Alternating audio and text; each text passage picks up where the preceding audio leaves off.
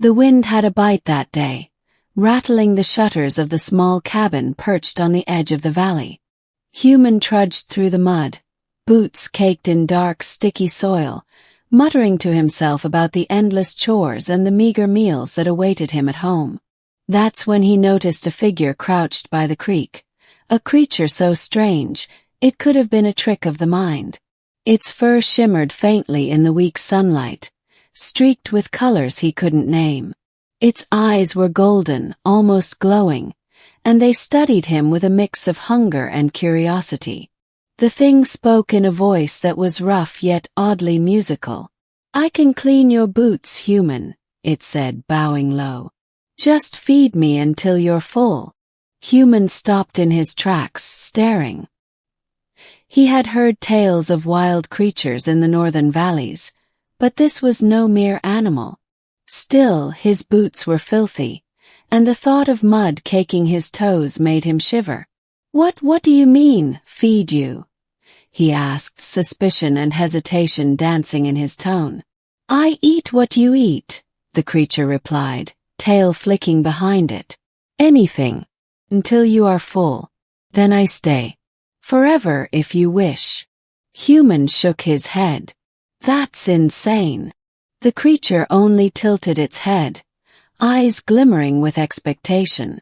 Human sighed, and out of sheer curiosity, or perhaps stubbornness, he pulled a scrap of bread from his pack and tossed it toward the strange creature. It snatched the bread with delicate, clawed hands and devoured it in seconds, licking crumbs from its fur. That's it?" Human asked, incredulous. The creature nodded, a little puff of breath escaping its muzzle in a way that resembled a laugh. "I can clean your boots now." With a grace that belied its wild appearance, the creature knelt and began to nibble at the mud on Human's boots, careful, precise. By the time it finished, the boots gleamed like they'd never known mud. Human stared, both horrified and fascinated. You're like a walking boot cleaner," he said, unable to hide a small grin. "I am more than that," the creature said. "I can feed with you and I can serve you. If you choose, I can stay. Always." Human's life had been lonely. Long days of labor, nights filled with nothing but the wind and his own thoughts. And yet here was this creature, offering both companionship and strange, magical service, bound by a pact as simple as a shared meal.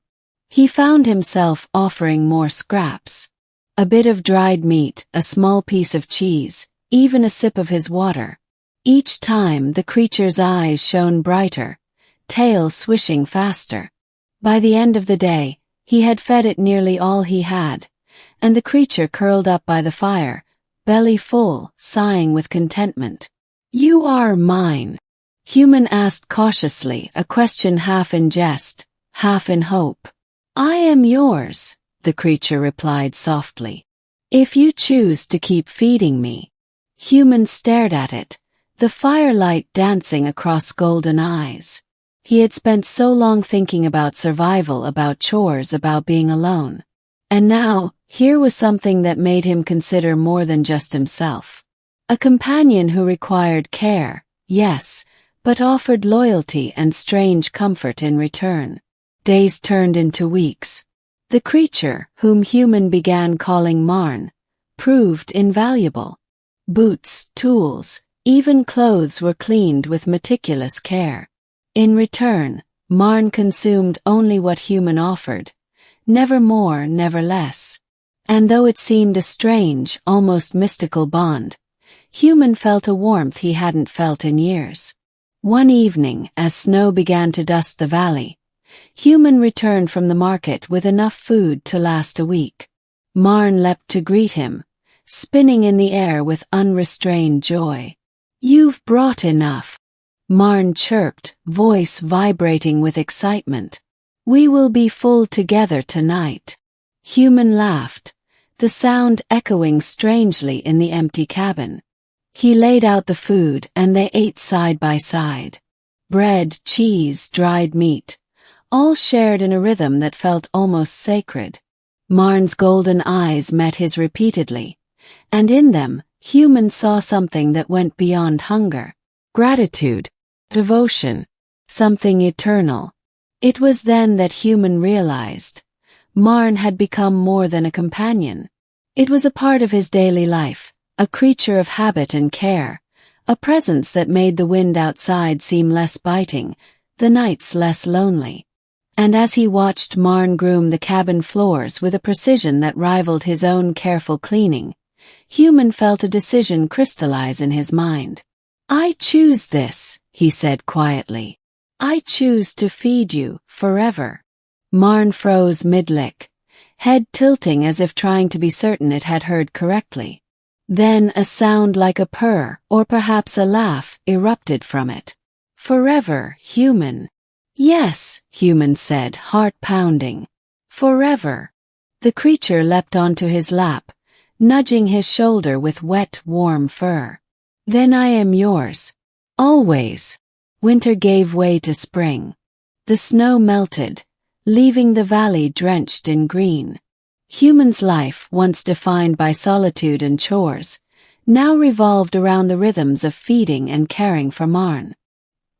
He noticed small things, the way Marn's ears twitched at the first sign of dawn, the way it cleaned the cabin after rain, the way it waited by the door whenever he stepped outside.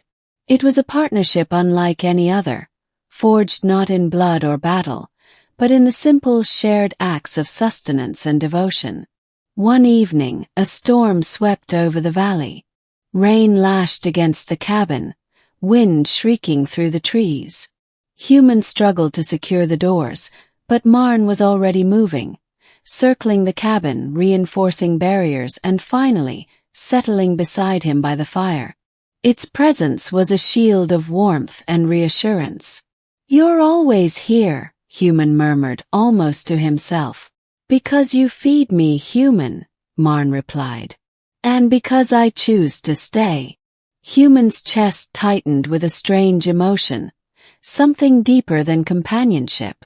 Loyalty, yes, but also love. Not the kind that blooms in city squares or under bright lamps, but the quiet, enduring kind that grows in shared silence, shared meals, and shared survival. Days turned into years.